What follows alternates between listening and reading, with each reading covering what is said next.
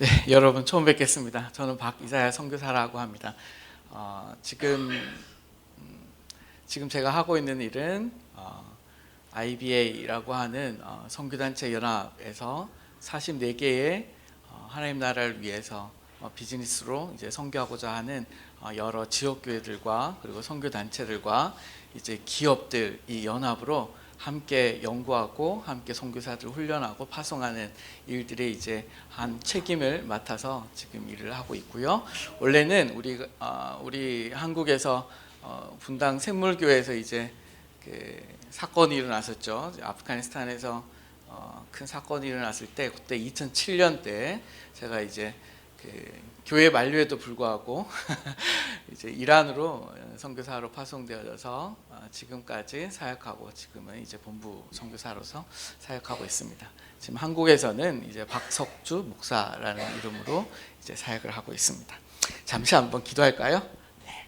은혜가 많으신 주님, 우리 갈릴리 교회 가운데 함께하여 주시고 하나님 오늘 저녁에 주시고자 하는 주님의 말씀 가운데 깊이 있게 깨닫는 심령 허락하여 주시고 주님의 진정성 있는 그 마음이 우리 함께 깊이 있게 공유되어지고 나누어지고 그것이 하나님 나라의 큰 힘으로 또 사용되어질 수 있도록 이 밤 이 예배를 말씀 가운데 축복하여 주시옵소서. 듣는 자나 전하는 자나 우리 주님의 손길에 의해서 주장되어지는 귀한 한 시간 되어질 수 있도록 주님 인도하여 주시옵소서. 감사를 드리고 예수님의 이름으로 기도하였습니다. 아멘. 자, 여러분 태초에 하나님이 천지를 창조하셨습니다. 그때 마지막 날에 인간을 만드시고 아담과 하와를 창조하셨습니다. 그리고 그들과 소통했을 때 사람과 하나님 사이에 담이 없었습니다. 벽이 없었습니다. 무슨 말이냐면 하나님 있게 생각하시면 사람들은 그대로 그것을 어떠한 공해도 없이 죄도 없이 그대로 하나님의 뜻을 받아들일 수 있었고 하나님의 뜻대로 살 수가 있었습니다.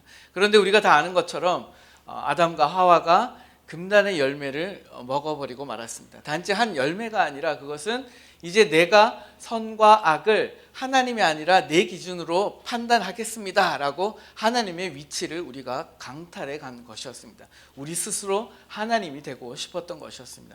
그렇게 결심하는 순간 하나님과 우리 사이에 담이 생기기 시작했습니다. 그럼 하나님 만든 담이 아니라 우리의 죄로 말미암아 생겨진 담이었습니다. 그래서 하나님이 뭐라고 말씀을 하셔도 우리가 그 마음을 그대로 받아들일 수가 없게 된 겁니다. 하나님과 우리 사이에 죄의 담이 생겼던 것입니다. 그래서 처음에 깨닫지 못한 것은 뭐냐면 하나님의 뜻을 깨닫지 못하게 되고 그 다음에 깨닫지 못한 것은 자기 자신의 마음을 자기가 알지 못하는 거예요. 자기가 무슨 생각을 하는지 알지 못하는 거예요. 자기가 무슨 욕심을 가지고 있는지도 알지 못하는 거예요. 자기 스스로에 대해서 알지 못하니까 옆에 함께 살아가는 남편과 아내가 서로 이해하지 못하게 됩니다. 아멘이십니까? 몇 분이 아멘 하시는군요. 네, 남편과 아내 사이에 담이 생깁니다. 남자와 여자라고 하는 소통되어지지 않는 담의 그 영향력이 지금까지 흘러내려오는 것이죠. 그리고 형제 사이에 담이 생깁니다. 그래서 어떻게 되나요? 가인이 아벨을 죽여버립니다. 그리고 형제들이 생겨납니다. 마을이 생겨납니다. 문화가 생겨납니다. 같은 문화, 같은 집 안에서 소통이 어느 정도 되지만 우리 집 밖에 사는 사람들과 담이 생깁니다. 저쪽 동네 사람들과 담이 생깁니다. 저쪽 나라 사람들과 담이 생깁니다. 저쪽 문화의 사람들과 담이 생깁니다. 그리고 자기가 무슨 생각을 하는지도 알지 못한 채 계속해서 솟아오르는 욕심을 주체할 수 없어서 그것들을 빼앗고자 합니다. 그리고 이해하지 못하는 것이죠. 이 담과 담이 크게 확장되어지면서 오늘 저희가 살아가는 세상 가운데 끊임없이 좋은 뉴스보다는 나쁜 뉴스들이 그렇게 많은 것 같습니다. 제가 아는 어떤 목사님은 뉴스데스크를 진행하는 앵커인데요. 앵커죠. 항상 앵커가 하는 일이 뭔가요? 아나운서가 세상에 오늘 누가 죽었습니다. 어떤 사고가 배드 뉴스, 안 좋은 뉴스만 전하다가 자기가 목사가 되어서 이제는 뭘 전하게 되나요? 굿뉴스를 전하는 거, 복음을 전하게 되니까 자기 인생에 그렇게 행복할 수가 없다라고 합니다. 이건 무슨 말이냐면 우리 인간들 사이에 생겨난 담은 우리의 죄의 영향력으로 말미암아 생겨난 것입니다. 그것이 여전히 우리가 복음으로 하나 되었다 하더라도 오늘 제가 초대받은 우리 갈릴리 교회는 정말 공동체라고 불리기에 전혀 부족함이 없는 것 같습니다. 너무너무 사랑이 많고 너무너무 이 가운데 하나님의 은혜가 넘쳐나는 것 같습니다. 그럼에도 불구하고 한국교회 많은 대부분의 일에 있어서 교회 안에서 담이 있습니다. 이 집사님과 저 집사님 가운데 담이 있고요, 목사님과 장로님 가운데 담이 있는 것도 있고요, 여러 가지 담들이 존재하게 됩니다. 이것은 죄의 담인 것입니다. 오늘 우리가 읽은 말씀에서 한마디로 주님이 말씀하고 싶은 게 무엇인가요? 그 담을 주 예수 그리스도의 십자가로 깨었다라는 것입니다. 그럼 너와 나와 우리가 하나님 임재 앞으로, 하나님 존전 앞으로 나아갈 수 있게 되었다라는 것입니다. 이것이 오늘 베드로가 아니죠, 에베소서에 나오는 배경인 것입니다. 여러분, 에베소는 터키 위쪽에 있는 그 소아시아 쪽에 있는 도시로서 굉장히 부자 도시였습니다. 다른 고린도나 이런 데처럼 물건을 많이 팔아서 부자가 된 게 아니라 한 여신 때문에 이 그리스의 이 여신으로 말미암아 그 많은 종교적인 이제 비즈니스를 해서 많은 돈을 사람들이 벌어들이기 시작했습니다. 그래서 바울이 그 여신의 이름으로 너희가 좋아하는 것이 아니라 너에게 예수 그리스도의 십자가의 복음을 전한다라고 했을 때 알지도 듣지도 못하는 것들을 전한다 해서 베드로가 핍박받은 것을 여러분 사도행전에서 읽을 수 있었을 것이었습니다.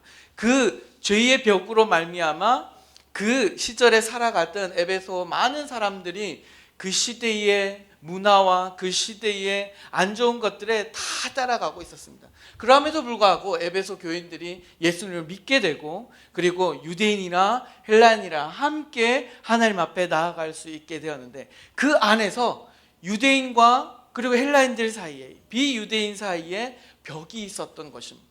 벽이 존재했던 거예요. 나는 유대인이에요. 장자 같은 것이죠. 그런데 원래 하나님을 알지 못하는, 여호와를 알지 못하는 사람들이 예수 믿고 교회에 들어와서 같은 집사, 같은 권사, 같은 장로라고 막 대하는 거예요. 이것이 기분 나쁜 유대인들이 생겨난 것입니다. 이것을 보고 바울이 안타까웠던 거예요.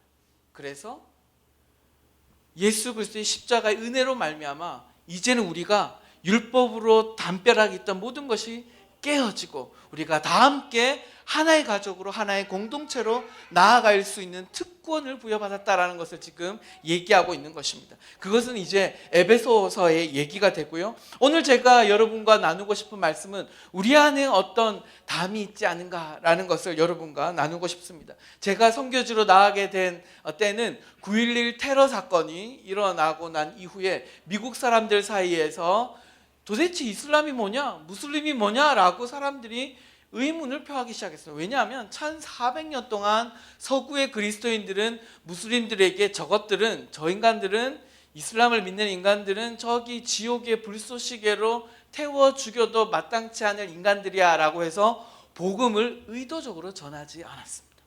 여러분, 믿겨지나요? 여러분, 금발에 파란 눈, 키 큰 목사님들이 오면 여러분 위대한 목사님과 생각할 것 같죠? 유럽인들 가운데, 서구인들 가운데 이 개념이 있습니다. 이 개념이 있어요. 저것들은 지옥의 불쏘시개로 사용할 것들이라고 하는 개념이 있어서 의도적으로 복음을 전하지 않았습니다. 몇 명의 사람들을 빼놓고. 하나님이 그것이 너무 가슴이 아팠던 거예요. 중동 사람들은 중동 사람들끼리 살아가고, 미국 사람과 유럽 사람들은 자기네끼리 살아가고, 그냥 우리 있는 데서 그냥 행복하게 살아가자, 함께 섞이지 말자라고 했던 겁니다. 그게 편했던 거예요.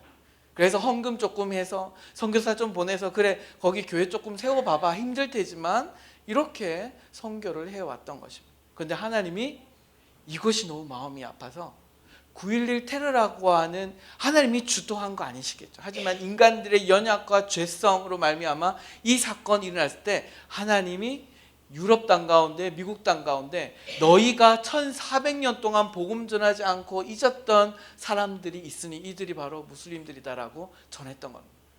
이것을 먼 뉴스로 보고 있었던 한국 그리스도인, 저건 우리 일이 아니야 라고 생각했는데 2007년에 분당 샘물교회 교인들이 단기 선교로 아프가니스탄을 가서 정말 정말 입에 담지 못할 좀 험악한 일들을 당하였습니다. 그때 한국 사회가 뒤집히고 한국 교회가 뒤집혔을 때 제가 그 옆 동네로 선교사를 나간다고 하니까 우리 나이가 가장 많으신 장로님이 저를 붙들고 손을 잡고 굳이 꼭 거기를 가야 되겠냐고, 가까운 데도 있는데 거기를 꼭 가야 되겠냐고. 박 목사, 내 아들은 못 보낸다. 솔직히 말하지만 내 아들은 못 보낸다. 그래서 당신도 안 갔으면 좋겠다. 딴 데 갔으면 좋겠다. 저에게는 그 음성이 꼭 가라, 꼭 네가 갔으면 좋겠다 라는 음성으로 들렸던 것입니다. 자, 여러분, 그 이전까지 아프간 사태가 일어나기까지 이슬람 무슬림은요 높은 벽에 있어서 우리에게 그냥 70년대에 그 우리의 아버지 세대가 그곳에 가서 중동 일꾼으로 열심히 일하던 그런 땅이었습니다. 그냥 한남동 모스크 가야 외국 사람들 볼 수 있는 수준이었습니다. 그런데 지금 그들이 어떻게 하고 있나요? 국내만 하더라도 지금 제가 저 북쪽에 살다가 이쪽 1호선 라인을 타고 오니까 제 귀에 여러 가지 외국어들이 막 들리기 시작해요. 하나님이 우리가 열심히 복음 전하지만 그것이 부족했는지 너희들이 많이 안 나가면 내가 보내줄게 라고 해서 외국 사람들 우리 옆에 많이 보내주고 있습니다. 많이 보내주고 있습니다. 그리고 우리를 지켜보는 거죠. 너희가 어떻게 하는지 한번 볼게 라고 지켜보는 거죠. 여러분, 중동에 가서 전도하려면 아랍어를 배워야 합니다. 이 아랍어가요 4년을 배워도 이게 내가 배운 건지 안 배운 건지 그냥 라면 가락을 이렇게 늘여놓았듯이 그냥 힘들어요. 그런데 여러분, 이 동네에 사는 외국인들 무슨 언어 쓰나요? 우리랑 만나면 한국어 씁니다. 한국어 씁니다. 제가 이란에서 제가 한국어 가르쳐가지고 연세대학교 보낸 친구도 있습니다. 그 친구 저랑 얘기하면 처음엔 이란어 쓰다가 요즘 저 만나면요 한국어 씁니다. 제가 쓰는 이란어보다 지가 한국어를 저 잘하니까. 예. 그러면 어떻게 되나요? 이제 제가 어렵게 이란어로 복음을 전할 필요가 없는 거죠.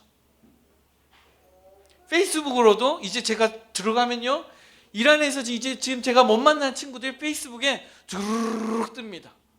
모든 방법을 동원해서 복음을 전할 수 있는 때가 온 거예요. 문제는 뭘까요? 내가 부지런히 복음을 전할까 전하지 않을까, 만날까 만나지 않을까, 여기에 대해서 내가 결단해야만 하는 것입니다. 이제는 그들이 벽을 넘어 우리에게 손짓하고 있습니다. 유럽은 어떤가요? 요즘 유럽? 하나님이 유럽 교회가 잠자고 있지 않습니까? 유럽 교회 뭐 한 500명 들어가는 교회에 30명 할아버지 할머니가 그냥 일주일에 한 번 예배 드려요. 수요 예배, 새벽 기도 이런 거 하나도 없습니다. 30명이 예배하고 있는데 어느 날 갑자기 문을 열면서 난민들이 예수 믿겠다고 300명이 들어와요. 본교인 30명, 새신자 300명. 괜찮죠? 할아버지 할머니들만 있는 교회인데 300명이 예수 믿겠다고 문을 열고 들어오는 거예요. 우리 좀 도와주세요. 우리를 받아준 당신들의 신을 믿고 싶습니다. 이슬람을 버리고 예수를 믿겠다는 거예요. 시골 동네에 3,000명이 할아버지 할머니 다 같은 가족이 살고 있는 독일의 한 마을에 아침에 눈을 뜨니까 3만 명의 무슬림 교도들이, 소위 이제 중동의 북아프리카의 사람들이 같이 살겠다고 와 있어요. 3,000명 시골에 3만 명이나 되는 사람들이, 외지 사람들이 들어온 거예요. 좀 도와주세요 라고 합니다. 저 사람들이 뭐지? 라고 하는 것 가운데 열심히 있는 한국 선교사들이 막 도와주기 시작합니다. 우리가 쓰는 그 중고 말고 독일 사람들이 쓰는 중고는 굉장히 이게 기준이 굉장히 높습니다. 좋은 중고들이 많아요. 그거를 헐값에 사가지고 그냥 나눠주지 않고 네가 열심히 오늘 일해서 1달러에 사가라.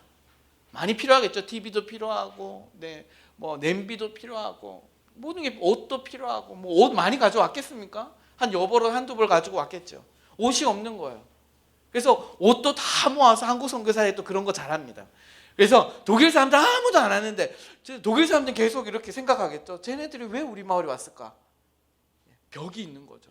저 이상하게 생기고 독일어도 못하고 영어도 못하는 친구들이 왜 우리 마을에 와가지고 조용한 여러분 그 달력 보시죠. 저기 저 푸른 초원 위에 그림 같은 집이 있는 그곳이 독일입니다. 그런데 텐트 치고 오는 그런 수만 명이 자기 집 앞에 다 있는 거예요.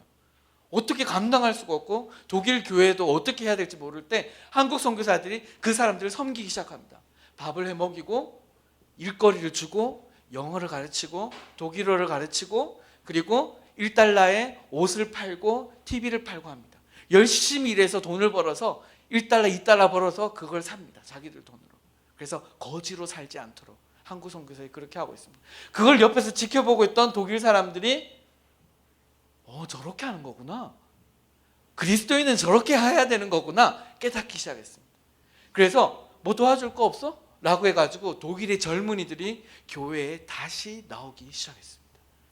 선교사들과 한국 선교사들과 함께 어떻게 난민을 섬겨야 되는지, 벽을 넘은 이웃에 대해서 어떻게 대해야 되는지를 다시 배우기 시작합니다. 이제까지는 교회 필요 없어. 딱 3번 교회 가죠. 태어날 때 한 번, 결혼할 때 한 번, 죽을 때 한 번. 독일 사람들 3번 교회 갑니다. 젊은이들이. 근데 이 친구들이 뭐 도와줄 거 없어? 젊은이들이 선교사 협회 와가지고 물어보는 거죠. 나 오늘 시간이 있는데 뭐 도와줄 거 없어? 수많은 젊은이들이 다시 선교사들과 함께 그들에게 도와주고 복음을 증거하기 시작합니다. 다시 깨닫기 시작합니다. 나는 예수 믿는 사람이구나. 선교는 이러한 것이구나. 깨닫기 시작합니다. 독일 교회가 부흥하기 시작합니다. 지난 100년간 잠들어가는 유럽 교회가요, 하나님이 쏟아 부어주시는 위기일까요? 기회일까요? 여러분 동네에 3만 명이나 되는 거지같이 생긴 사람들이 막 애 없고 막 보따리 장사하면 6.25 때 우리 때처럼, 저는 겪지 않았지만 그것처럼 막 몰려왔을 때 여러분 부담스럽지 않겠습니까? 우리 안에 여전히 벽이 있는 거예요. 하지만 누군가가 그 벽을 깨고 그들을 초대하고 섬기기 시작할 때 그 가운데 하나님 나라가 다시 강성해지는 거예요. 새로운 하나님 나라의 백성들이 문을 두드릴 때 그들에게 활짝 하나님 나라의 문을 열어주는 사람들이 생겨나기 시작하고, 그걸 지켜보던 담을 쌓고 있던 유럽의 그리스도인들이 그 육중한 유럽 교회 문을 다시 한번 열고 그들에게 잠자리를 제공합니다. 먹을 것을 제공합니다. 그 사회에서 살아남을 수 있도록, 살아갈 수 있도록, 유럽 시민으로 살 수 있도록 도움을 주기 시작합니다. 여러분, 즐겁지만 불편할까요? 편리할까요? 편안하지 않습니다. 불편합니다. 냄새 날 거예요. 언어가 통하지 않고. 여러분, 그 난민들 가운데 여러분 딸하고 같이 놀게 하실 수 있겠습니까? 여러분, 쉽지 않은 일이에요. 간간히 사고도 일어납니다. 그럼에도 불구하고 저들이 열린 교회 문을 다시 닫지 않습니다. 그래서 지금 여러분, 유럽 교회가 다시 깨어나고 있습니다. 하나님이 한국 교회 가운데 조용히 문을 두드리시면서 너희에게 벽을 무너뜨릴 것인지 안 무너뜨릴 것인지, 그냥 우리끼리 좋아서 그냥 우리끼리 예배하고 그냥 우리끼리 헌신하는 이 구조 속에서 너희가 신앙생활 할 것인지에 대해서 하나님이 조금씩 테스트하고 있는 것 같아요. 여러분, 한국 교회에 단 5%만 선교합니다. 나머지 95% 선교 안 해요. 여러분, 선교 헌신 예배가 없습니다. 여러분 교회는 5% 안에 드는 교회입니다. 우리 갈릴리 교회는요, 대한민국 교회 중에 선교를 하는 5%의 교회입니다. 하나님의 마음을 아는 것이죠. 너무 감사한 일입니다. 다가온 이웃을 향해 벽을 넘어 손을 내밀 것인가, 아니면 그 벽을 더 높게 만들 것인가. 여러분, 예수님을 알지 못하는 저와 여러분에게 여러 이웃이 있습니다. 난민이 아니라 이웃들이 있습니다. 이슬람만큼이나 세상에 믿지 않는 우리의 이웃 친구들은요, 언어가 다릅니다. 그렇죠? 긍휼이라는 단어 알까요? 모를까요? 여러분, 모릅니다. 한 TV에서 성유리가 김재동한테 긍휼이 요즘 없어요 뭐 이렇게 말해요. 김재동이 긍휼이 뭐죠? 라고 물어봐요. 긍휼이라는 단어를 몰라요. 여러분, 저들과 우리 사이에 언어적 갭이 생겨나고 시작합니다. 문화가 틀려요. 노는 문화도 틀립니다. 서로 나누는 문화도 틀립니다. 한국 사람인데 너무너무 틀려요. 여러분 친구 있으면 그것을 이해할 것입니다. 회사에 가면 이거는 정말 많이 틀립니다. 돈을 어떻게 벌고 어떻게 써야 될지 문화가 완전히 틀립니다. 우리는 하나님 중심이고 저는 자본주의 중심이에요. 돈이 신이 되어져 있는 세상 가운데 문화가 틀려진, 그리고 가치와 철학과 사상이 틀려진 장벽이 너무너무 높아져 있어요. 그래서 우리가 전도하기가 쉽나요? 어렵나요? 어렵습니다. 그래서 어렵기 때문에 우리 안에서 그냥 즐겁게 지내자, 예배드리자 하고 그냥 우리 안에서 머물러 있기 쉬운 것입니다. 전도하기 어려운 시절입니다. 그래서 교회가 어떻게 됩니까? 이제 사회의 수많은 영역에서 점점 밀려나기 시작하는 거예요. 방송국에서 밀려나고, 예술계에서도 밀려나고, 연예계에서도 밀려나고, 사회 영역에서도 밀려나고, 종교계에서도 밀려나고, 다 밀려났습니다. 교회만 남은 것 같아요. 이런 사상과 문화와 언어와 인간관계 속에서 그냥 우리는 빨간 벽돌을 지어놓고 그 안에서 예수님 찬양하고 우리만 즐거워할 것인가? 아니면 다시 한번 벽을 넘어 오늘 여러분이 기도하고 나아가시는 것처럼 다시 한번 세상을 향해 나아가기로 결단할 것인가? 오늘 하나님 아버지의 말씀에 귀 기울이는 시간 될 수 있기를 바라겠습니다. 두 가지를 기억하라 라고 오늘 말씀에 나와 있습니다. 첫 번째 생각하고 기억해야 될 것은 우리가 어떠한 존재였는지를 기억하라 라고 말씀하고 있습니다. 자, 여러분 1절 말씀 보시면 허물과 죄로 죽었던 너희였다 라고 합니다. 허물과 죄로 죽었고 그 죄 가운데 행하기 때문에 이 세상의 풍조를 따라갑니다. 돈 중심이고 스펙 중심이고 세상에서 성공하는 것이 행복이다. 그리고 이런 냉장고를 사야 행복하고 저런 아파트에 사야 행복하다는 것이 끊임없이 광고를 통해서 우리에게 전도되어지고 있습니다. 맞습니까? 어떤 예쁜 여자가 여자라서 행복해요 라고 말을 합니다. 그 여자는 뭘 쓰고 있나요? 삼성의 어떤 제품을 씁니다. 어떤 아파트에 삽니다. 가족들이 뛰어놀고 거기서 저게 행복한 것이구나. 우리에게 전도하고 있을 때 우리는 저들 가운데 제대로 전도를 하지 못하는, 그것이 행복이 아닙니다 라고 우리는 과감하게 말을 하지 못하고, 우리 속에 어떤 게 있나요? 20평대에서 30평대로 올라가면 얼마나 좋을까, 나도 저기 살면 조금 더 행복해질 텐데 라고 우리도 마음이 빼앗겨지는 세상입니다. 자본주의 사회이기 때문에 그렇습니다. 이 세상 풍조를 따라갑니다. 그리고 공중 권세 잡은 자들을 따라가고 있는 그러한 우리도 사람들이었습니다. 그런데 예수 그리스도의 구원의 역사로 말미암아 긍휼에 풍성하신 그 하나님께서 8절 말씀에 너희는 그 은혜를 인하여 믿음으로 말미암아 구원을 받았으니 우리가 구원받은 존재가 된 것이에요. 그런데 구원받은 존재가 된 우리가 옛날에 우리가 어떻게 살았는지를 깡그리 잃어버리고 저 밖에서 살아가는 사람들에 대해서, 복음 없이 살아가는 사람들에 대해서 우리가 많은 관심을 기울이지 않는다는 거예요. 우리만 이 안에서 행복해요. 그리스도인이라서 행복해요. 말씀을 보아서 행복해요 라고 우리가 그냥 고백하면서 우리 안에서 살아가기 쉽다라는 것입니다. 그 동안에 여러분, 초가 헤아려지는 동안 예수 그리스도의 이름을 한 번도 듣지 못하고 죽어가는 사람이 전 세계에 계속해서 일어나고 있다는 것입니다. 여러분, 전 세계 지금 인구가 몇 명인 줄 아십니까? 70억입니다. 여러분, 70억 중에 태어나서 죽을 때까지 예수님의 이름을, 복음을 한 번도 듣지 못하고 들을 권리도 강탈당한 채 죽어가는 사람이 몇 명인 줄 아십니까? 20억입니다. 우리는 TV만 틀면, 핸드폰만 키면 전 세계 유명한 목사님 무슨 설교 이거 다 들을 수 있어요. 다 들을 수 있어요. 제가 우리 갈릴리 교회 오기 전에 갈릴리 교회 홈페이지에 들어가 보니까 우리 목사님 설교가 쫙 떠 있더라고요. 그냥 클릭만 하면 들을 수 있습니다. 이거는 무지막지한, 우리는 이 전 세계 어떤 그리스도인들도 경험하지 못하는 은혜 가운데 우리가 살아가는데 우리는 그 은혜를 많이 깨닫지 못해요. 그런데 여러분, 뭘 잘못해서인지, 뭘 그 사람이 저주를 받은 사람들인지, 이 우리가 살아가는 동시대의 사람들 중에 20억은 태어나면서 죽을 때까지 예수 믿는 사람을 한 번도 만날 수가 없어요. 복음을 들을 기회도 없이 죽는 거예요. 하나님 마음이 어디에 가 있겠습니까? 하나님 마음. 20억의 그 인구는 하나님이 그냥 지옥의 불쏘시개로 사용할 사람들인가요? 이 세상에 태어날 이유가 있는 사람들입니다. 내 자녀입니다. 하나님의 자녀입니다.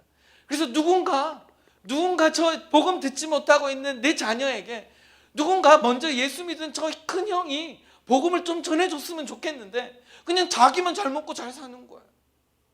아버지 감사합니다. 귀한 많이 물려주셔서 저는 행복하게 삽니다. 역시 이렇게 살아야 되죠. 근데 막내 동생들이 여전히 굶어 죽어가고 있는데도 큰형 작은형이 자기들끼리 잘 삽니다. 그리고 막내 동생이 복음 없이 죽어가는 것에 대해서 아무 관심이 없어요.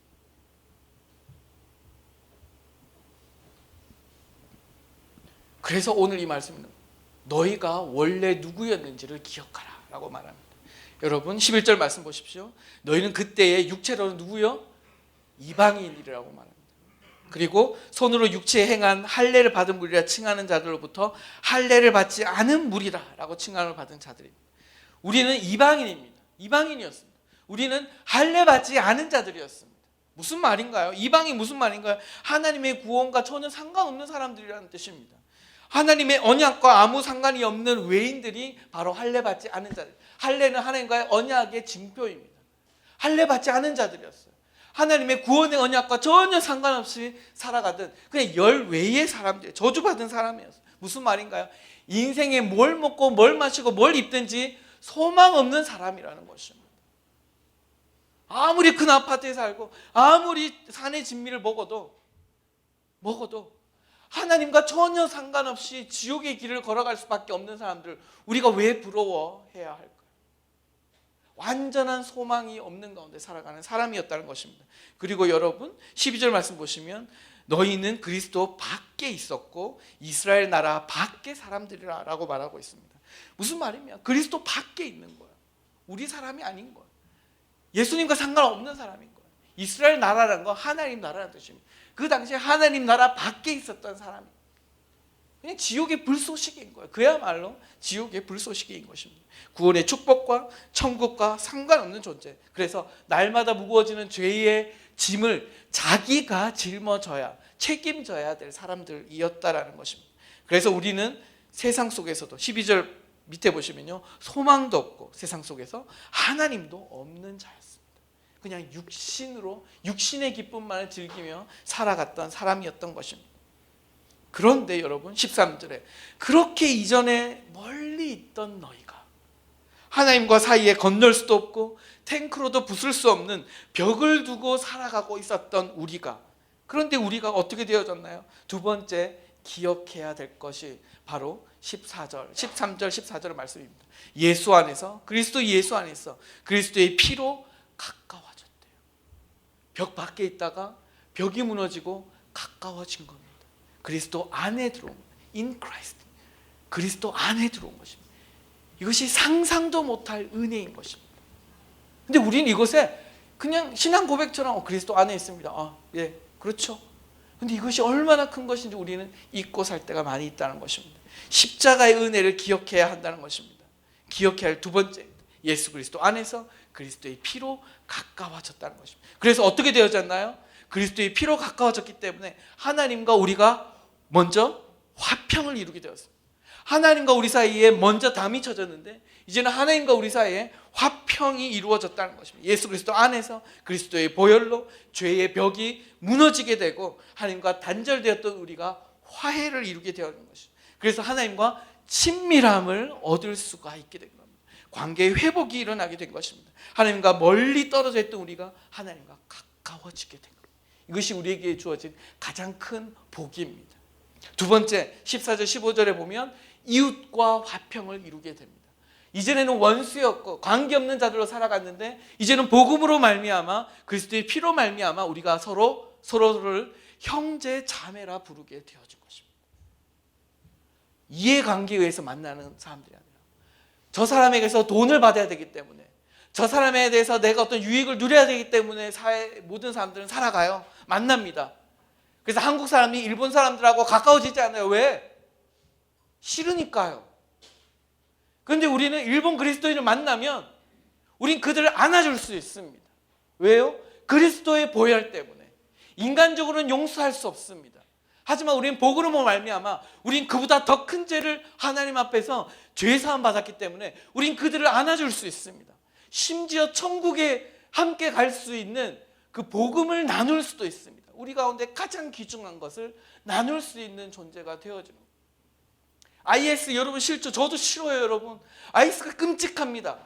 하지만 여러분 이거 아시나요? 이건 뉴스에 안 나오는 거예요. 천국 뉴스에만 나오는 건데 IS 중에 사도 바울처럼 회심하는 사람들이 일어나요. 여러분 지금 예수님이 지금 역사하고 계세요. 꿈속에 예수님이 그들을 만나는 거예요. 환상 중에 만나는 거예요. 그들이 다메섹 도상처럼 하나님을 만나고 회심을 합니다. 목숨을 걸고 이제는 내가 저들 가운데 들어가서 복음을 증거하겠습니다. 목숨 걸고 전도하는 전도자들이 IS 테러리스트에서 이제는 바울과 같은 복음 전도가 되는 사람들이 많이 있습니다. 복음은 전파되고 있어요. 저들을 때려 죽여야 될 사람들인 거 아닙니다. 저들은 그리스도의 복음으로 함께 형제 자매가 되어줘야 될 사람들입니다.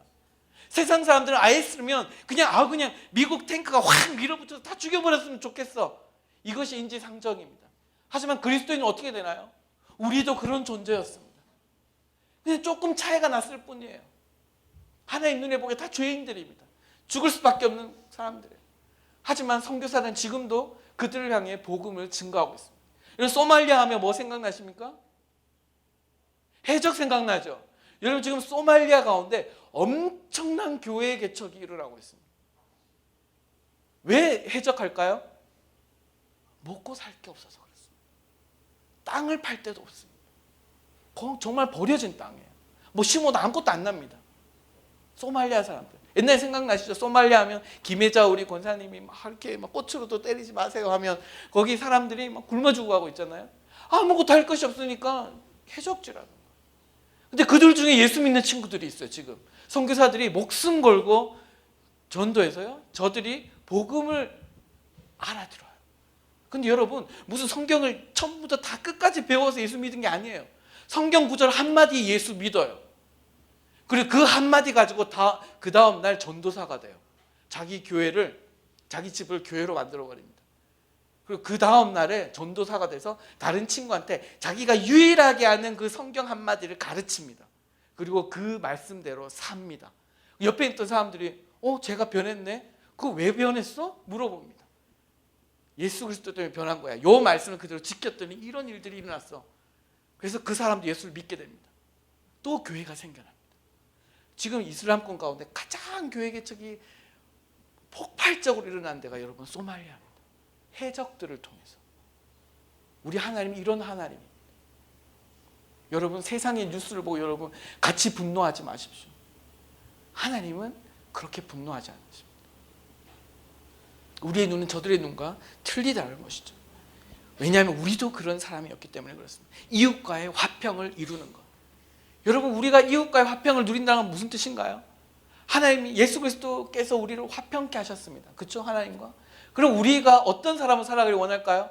화평케 하는 자로 살아가길 원하는 거죠. 예수 믿는 사람의 원수가 있으면 될까요? 안 될까요?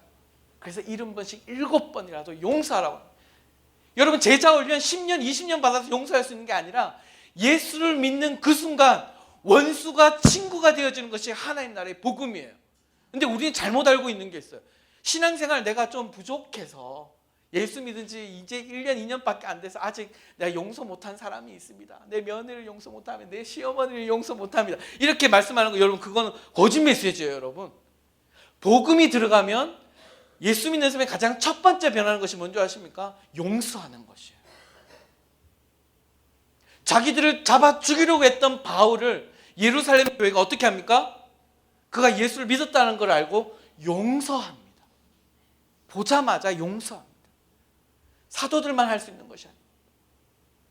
이것이 복음의 능력이고 이 삶을 살아내라라고 우리에게 부탁하고 계시는 것입니다. 여러분 율법은 이방인들과 유대인을 막아놓은 사회적 기능이었어요. 무슨 말이냐면 여러분 팔레스타인에 가면 벽을 높이 쳐놓고 여기는 이스라엘 사람들이 사는 곳, 여기는 팔레스타인 이슬람 사람들이 살아가는 곳 벽을 쳐놓았어요. 그래서 이 벽을 이렇게 가둬놓아서 아무데도 가지 못하게 그 사람들을 그냥 동물원의 맹수처럼 짐승처럼 그 사람들을 다 벽으로 엄청 높 탱크가 때려도요 안 무너지는 벽이에요. 그게 이스라엘 사람들이 그런 짓을 해요. 왜? 자기들 편안하고 안전하고 행복하게 살기 위해서. 그 사람들을 동그랗게 해서 서안 지역에 벽을 쌓아놓았어요. 그래서 자기 동네로 들어올 때 체크를 해요. 얘가 사고 칠했는지 안 칠했는지 자기들 기준으로. 예수님은 벽을 무너뜨렸습니다. 근데 복음의 증거자로 민족을 세우는 게 이스라엘 민족이에요. 근데 저들은 벽을 더 세워요. 뭘로? 율법으로 세웁니다. 율법으로 자기 자신에 대해서 정죄하지 않아요. 남을 정죄하는 도구로 쓰고 남과 내가 다르다는 도구로 쓰는 거예요. 저와 여러분 복음을 어떻게 쓰십니까? 남을 용서하시기 위해 쓰십니까? 아니면 남을 섬기기 위해 쓰십니까? 아니면 내 마음 편하기 위해서 쓰십니까? 내가 더 큰 복 받기 위해서 예수님 더 열심히 믿고 있는 건 혹시 아니신지? 우리가 받은 복음이 2000년 전에 이 이스라엘 사람들이, 지금도 그 이스라엘 사람들이 사용하고 있는 그 율법처럼 여러분이 복음을 사용하셔서는 안 될 것입니다. 하나님께서는 우리에게 복음을, 이 복음을 우리에게 그렇게 사용하라고 주신 것이 아니라는 것입니다. 예수 그리스도께서 그 담을 허무시고 화해와 평화를 이루셨습니다. 그래서 여러분 한 세 사람이 되어 화평케 하는 자로 세우신 거예요. 이것을 한 세 사람을 그리스도인이라고 하는 것이죠. 그리고 동일한 시민이 되게 했습니다. 하나님의 언약 백성이 되고 하나님의 권속이 되었습니다. 권속, 가족인 거죠. 가족. 오늘 우리 앞에 나와서 찬양하죠. 함께 가족입니다. 천국에 가면 우리가 그 모든 사람들과 함께 하나님을 찬양하게 될 것입니다. 피부가 시커멓다고 시커매 부담스러워 라고 하는 것이 아니라 함께 허깅할 수 있고 함께 안고 함께 하나님을 찬양할 사람들이라는 것입니다. 그리스도인의 교회는 이 땅에 왜 존재하는 줄 아십니까? 그것을 이 땅 가운데서 한번 누려보는 거예요. 약속된 그 땅, 그 시간, 하나님 예수께서 다시 오시는 그 땅 가운데 천국이 펼쳐지는 그 모습을 우리 교회에서 누려보는 것입니다. 그래서 우리가 선교하는 것입니다. 그래서 우리가 전도하는 것입니다. 그래서 우리가 성도 간에 교제하는 것입니다. 용서하고요, 사랑을 나누는 것입니다. 예수 그리스도를 통하여 한 성령 안에서 하나님 아버지께 나아가는 것, 이것이 선교하는 이유입니다. 나만 나가지 않기 위해서, 저 나라 사람도 함께 나아가기 위해서, 우리 교회, 우리 갈릴리 교회 가운데 하나님이 정말 복음 전하기 원하는 땅들이 있을 수 있고 민족이 있을 수 있고 교회가 있을 수 있고 섬길 수 있는 교회가 있을 수 있을 것입니다. 여러분 함께 기도하시면서 누구를 섬기면 좋을까? 여러분 응답받으시고 그들을 섬기심으로 말미암아 하나님의 마음을 기쁘시게 할 수 있는 여러분 되시기를 바라겠습니다. 여러분 십자가 이전에 우리의 모습을 보면요, 지금 제가 처음에 말씀드렸던 것처럼 복음에 완전히 차단되어져서 살아가는 20억 명의 사람들이 보이셔야 합니다. 이제는 옛날 우리의 모습을 보면 이제 멀리하는 사람들이 아니라 나도 그랬지 라고 해서 가까이 나가야 되는 거예요. 1400년 동안 20억 중에 여러분 15억이 무슬림이에요. 이제는 여러분 복음이 엄청 많이 전해져서 이제 많이 안 남았어요. 여러분 솔직히 말하면 많이 안 남았어요. 그런데 누구만 남은 줄 아십니까? 예수 안 믿기로 예방주사 맞은 친구들만 남았습니다. 제일 힘든 사람들만 남았어요. 그 중에 가장 힘든 애들이 이 무슬림, 이슬람 사람들입니다. 이들을 향한 하나님 아버지의 애타는 마음을 저와 여러분이 함께 공유할 수 있으면 좋겠습니다. 또 누가 있을까요? 1500년 동안 유교와 불교의 이 잘못된 세상 종교 가운데 살아가는 우리 대한민국 사람들, 우리 한민족 사람들이 있습니다. 함께 숨쉬고 살아가는, 저마다의 신을 부르지만 신을 만날 수가 없습니다. 이상한 신들을 만날 수밖에 없는 사람들입니다. 그래서 세상의 모든 자아를 추구하고요, 자본주의와 소비주의의 노예가 되어져서 지금도 돈과 명예와 탐심을 신으로 알고 섬기고 살아가는 수많은 사람들이 저와 여러분 곁에 함께 살아가고 있습니다. 이들 가운데 여러분 눈을 막으시겠습니까? 손을 펴지 않으시겠습니까?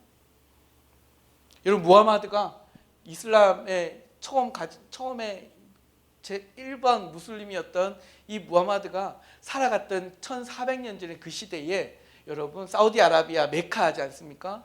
그 동네 여러분 기독교인 공동체가 엄청 많이 있었습니다. 유대인 공동체도 많이 있었습니다.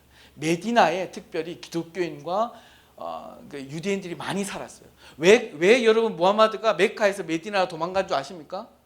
신은 하나입니다 라고 하니까 사람들이 막 돌팔매를 던지는 거예요. 무슨 신이 하나야? 365가지지.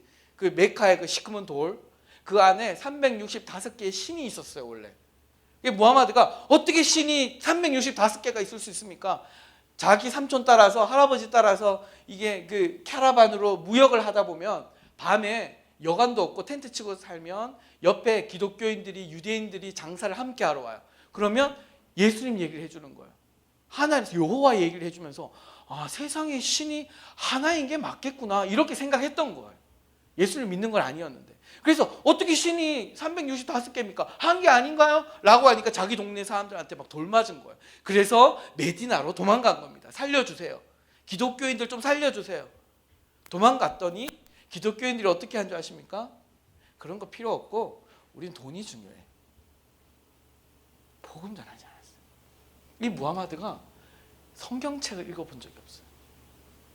그때 초대교회 이후에 중세교회가요, 아랍 사람들을 위해서 성경을 번역하지 말라라고 교회가 명명했습니다. 저것들은 지옥의 불쏘시개라고, 지옥 가게 놔두라고, 성교하지 말라고. 그래서 여러분, 그때 만일 성경이 아랍어로 번역되어져 있었다면 무하마드는 기독교인이 되었을 것입니다. 바울 같은 사람이 되었을 것입니다. 역사의 if는 없지만, 만일은 없지만 그리스도 하나님이요, 열방 가운데 복음을 전할 수 있는 모든 환경과 기회를 다 허락해 놓으셨어요. 문제는 우리가 담을 쌓은 거예요. 저 아랍 종족이 무슨 예수를 믿어? 이렇게 생각했던 것이죠. 그래서 지금 1400년의 지금 기독교 공동체가 저들에 의해서 공격을 받고 있습니다. 아랍어 성경이 없었고 그리스도인들이 자기들끼리 분열되어져 있었고 기독교와 제국주의가 결탁해서 중동에 있는 아랍 사람들을 언제 공격하러 올지 모른다는 그런 두려움이 있었습니다. 그래서 기독교인은 나쁜 놈이라는 그 생각이 여전히 있어요. 여러분, 이란에 제가 아는 친구가, 어떤 애가요, 젊은 애인데 이 친구는 한 달이 지나도 방을 밖으로 안 나가요. 씻지도 않고 방 청소도 안 하고, 어디서 마약 구해가지고, 뭐 이란에 가면 마약이 2,000원이에요 여러분. 버스 정류장에서 마약 2,000원에 살 수 있습니다. 마약 사와가지고 계속 마약하고 담배 피고 막 엄마 아빠 때리고 완전 인간 말종이에요. 근데 이 친구가 마약 구하러 밖에 나가다가 떨어져 있는 어떤 누가 던진 성경책을 주워가지고 읽다가 예수님을 영접해버린 거예요. 그래가지고 이 친구가 삶이 변화되기 시작했어요. 방 청소를 하고 머리 깎고 엄마 아빠한테 인사하고 아침밥 먹고. 그래서 엄마 아빠가, 얘가 천지가 개벽하기 전에 이럴 애가 아닌데, 그래서 물어본 거예요. 너한테 도대체 무슨 일이 났느냐 라고 하니까, 사실은 이렇게 하다가 예수를 믿게 되었어요. 엄마 아빠도 예수 믿었으면 좋겠어요 하니까 엄마 아빠가 뭐라 하는 줄 아십니까? 차라리 다시 마약을 하고 예수를 믿지 마. 여러분, 중동 지역에서 예수 믿는 사람은 마약하는 사람들보다 더 나쁜 사람입니다. 왜 그런 줄 아세요? 그리스도인들이 모범을 보이지 않아서 그래요. 우리 아들이 마약을 할지언정 저런 사람들하고 같이 안 살았으면 좋겠는 거예요. 여러분, 부모의 심정으로 여러분 아마 이해를 좀 하실 수도 있어요. 예수 믿는 사람은 전혀 이해가 안 되시죠? 근데 그만큼 그리스도인들, 아직 여러분 중동에 고대 그리스도인들 많이 있습니다. 이란 북부에 가면요, 동방 박사가 회심해가지고 돌아와서 세운 교회가 아직도 있습니다. 300명이에요 교회가. 제가 가봤는데 제일 처음 믿었던 성도가 동방 박사예요 여러분. 안 믿어요. 그리스도인들이 삶을 보여주지 못한 것입니다. 그래서 여러분, 잠자는 중세의 교회를 깨우기 위해서 하나님이 이슬람이라는 것을 허용하셨어요. 어떻게 교회가 반응한지에 대해서, 복음으로 반응할, 축복으로 반응할 것인지 위기로 반응할 것인지. 유럽 교회는 어떻게 반응했나요? 십자군 전쟁으로 위기로 반응하고 밀어버렸어요. 그리고 더 높은 장벽을 쌓아버렸습니다. 그때 복음으로 반응했다면 여러분, 세계 역사는 변했을 것입니다. 여러분, 100년 전 부흥과 은혜를 맛보았던 한국교회 어떤가요? 지금 세상으로부터 내팽개침을 당하고 있습니다. 그리고 안으로는 수많은 이단들, 신천지라고 하는 초대형 대단한 이단, 우리 집 근처에도 이단, 그 신천지 빌딩이 있는데요, 뭐 대단합니다. 보면 신천지가 교회 안에 들어와서 완전히 교회를 다 망가뜨리고 있는 실정입니다. 제가 지금 섬기고 있는 교회도요, 매년 1월이 되면 항상 신천지 자매들이 찾아와요. 형제가 찾아오고, 안녕하십니까 하면서 저한테 전화가 와요. 교회 다녀도 되냐고. 딱 보면 신천지예요.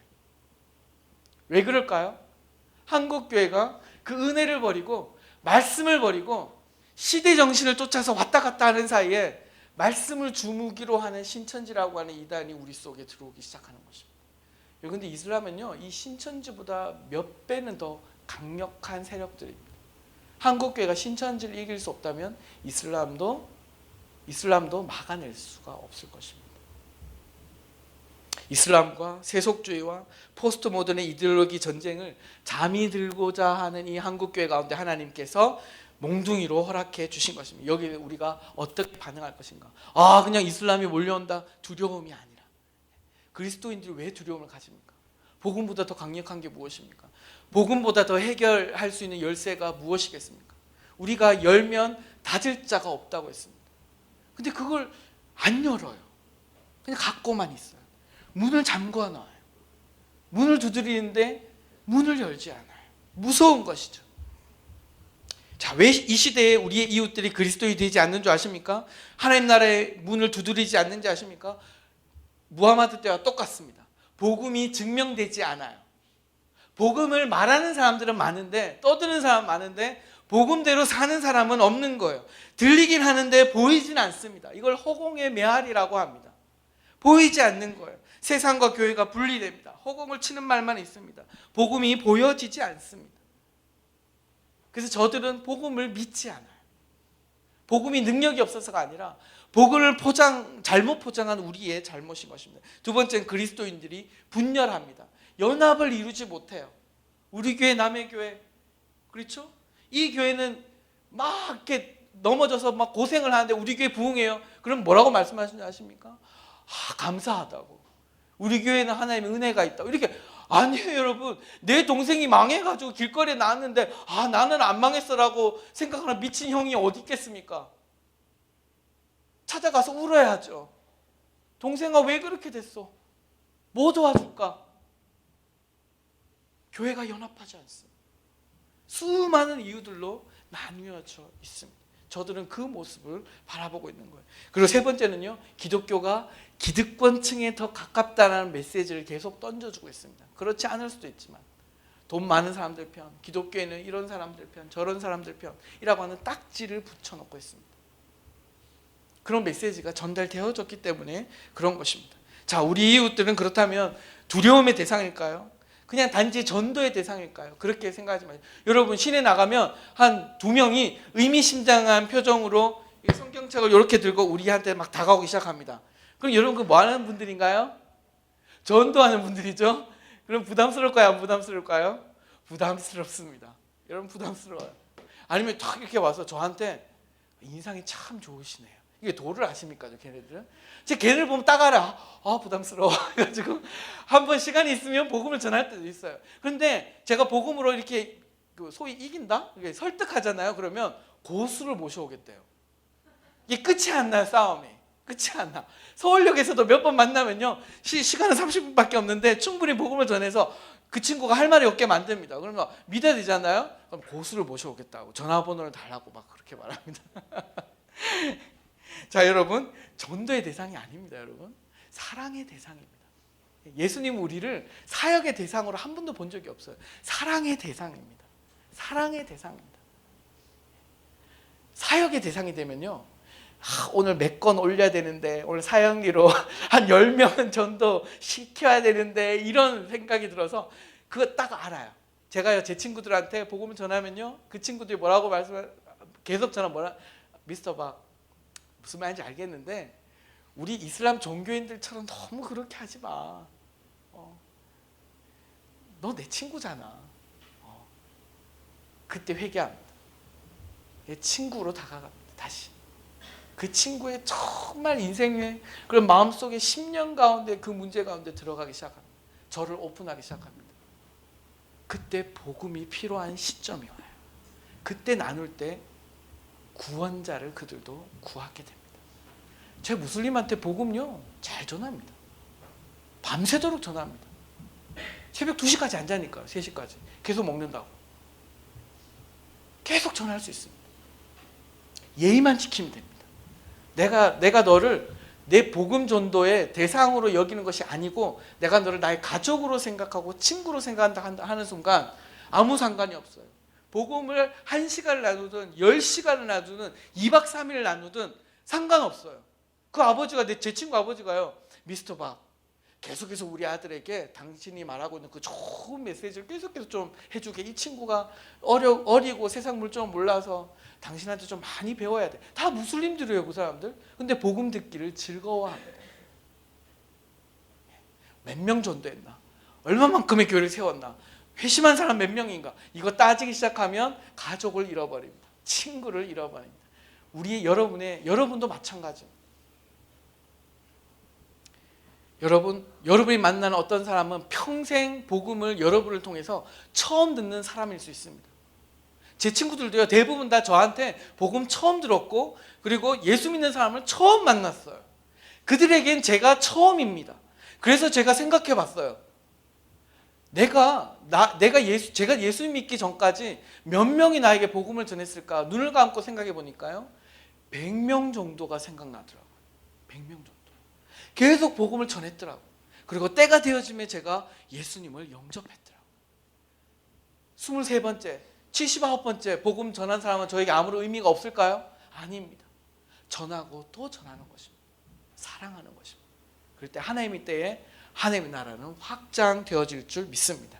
자, 오늘 여러분 어떻게 하시겠습니까? 처음 만나는 그리스도인일 수 있고 처음 듣는 복음일 수 있습니다. 무엇을 보여주시겠습니까? 그리고 무엇을 들려주시겠습니까? 아니면 우리 안에서 벽을 쌓아놓고 살아가시겠습니까?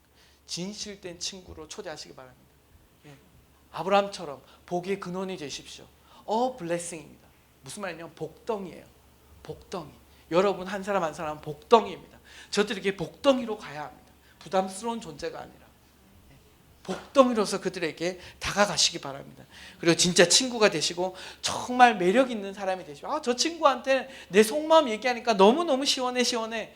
우리는 그 사람 속마음 들어줄 때, 요때 내가 복음을 전해야 되는데 요거 계산하느라 이거 예배 시간 다가오고 집에는 가야 되겠고. 여러분, 그렇게 해서 세상 사람들 어떻게 회법 푸나요? 술 마십니다. 남자들이요, 새벽 1시, 2시까지 저 안 마셔봤지만 술 마시면요 속 얘기합니다. 남자들이 미친 척하고 속 얘기하기 시작해요. 진짜 내가 힘든 일이 있어. 그때부터 얘기해요.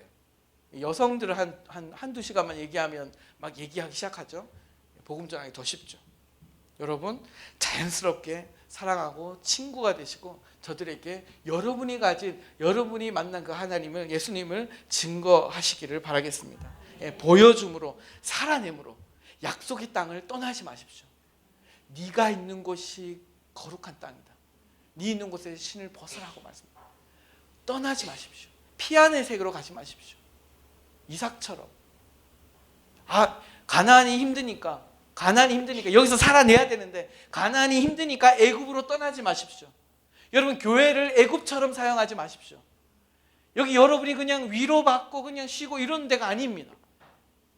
여기는 다시 목사님으로부터 말씀 배우고 우리의 성령을 충만케 하고 하나 되는 마음으로 훈련해져서 여러분이 가는 그 땅 가운데 가정과 사회와 일터와 직장 속에서, 여러분의 친구 모임 속에서 여러분 복음을 전하셔야 해요. 거기가 여러분의 가나안 땅입니다. 거기가 여러분의 약속의 땅입니다. 그 사람들이 복음을 전하고 그 한 무리의 그 영혼을 들고 여러분 예배 시간에 나와서 이곳에서 하나님께 올려드리시기 바랍니다. 그럼 예배에 여러분 졸릴 수도 없고요. 예배에 정말 신날 거예요. 하나님, 내 이 영혼을 올려드립니다. 수첩에 막 적으시면서 그렇게 하실 수 있길 바랍니다. 여러분, 3가지만 말씀드리겠습니다. 주님의 살아있는 말씀들이 되십시오. 살아있는 말씀드려야 합니다. 죽은 말씀이면 안 됩니다. 살아있는 말씀이 되기 위해서 어떻게 해야 되는지 아십니까? 순종하셔야 됩니다. 작은 한마디의 말씀도 내 삶 속에 이뤄내도록 순종해야 돼요. 성경 말씀 설교 듣죠? 48시간 안에 그걸 그대로 한번 삶 속에 행하지 않으면 그 말씀은 죽은 말씀이 된다는 거 여러분 기억하셔야 합니다. 말씀 들으면 48시간 안에 행해 보셔야 합니다. 행하셔야 합니다. 목사님이 설교 때 뭔가를 말씀하시면 여러분 삶 속에 적용해서 행하셔야 합니다. 그걸 옆에 사람들이 보게 돼요. 그러면 여러분을 통해서 말씀이 살아있다는 것을 여러분의 친구와 사람들이 경험하게 됩니다. 살아있는 하나님을 만나게 되는 거예요. 여러분, 그리고 매력 있는 사람이 되시고 주님의 임재와 친밀함 속에 살아내시기 바랍니다. 그래서 여러분 지치지 않게 될 것입니다. 자, 더 이상 우리 이웃은 외인도 아니고 나그네도 아니고 우리에게 다가오는 이웃입니다. 우리 동일한 하나님의 자녀로 부름받았다라고 생각하고 하나님 앞에 그들과 함께 무신론자도 유대인도 무슬림도 우성 숭배자들도 함께 주님 앞에 나아가는 그 꿈을 꾸시면서 저와 여러분 그 부르심에 화평케 하는 자, 벽을 넘는 자, 평화의 사람으로, 어떤 사람이요? 고넬료 같은 사람, 루디아 같은 사람, 여러분 감옥 간수장 같은 사람, 브리스길라 아굴라 같은 사람, 우리 담임 목사님과 함께 여러분 이런 사람들로, 평화의 사람들로 함께 하나님 나라를 우리 갈릴리 교회에서 이뤄나갈 수 있기를 바라겠습니다.